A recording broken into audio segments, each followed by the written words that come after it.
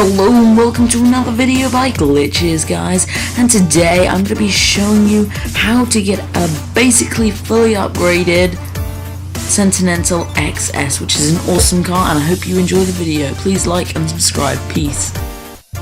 Hello and welcome, here we are. So what you're going to want to do is, you know where Tinsel Towers is. Sorry, I'm rubbish at driving. You want to go up to Tinsel Towers. I just want to say this works in multiplayer. You want to come round from Tinsel Towers, and once you're there, you're going to come back around up here. Sorry, I hate civilians, I'm just going to point that out, I hate them so much.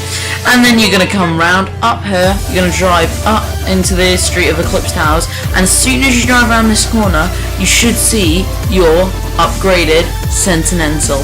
And to get this car, the driver's probably going to be a bit frustrated and annoyed, so just go in there and grab it, just neg it off them. They're just stupid. Yeah, there we go. And I believe this car sells for quite a lot.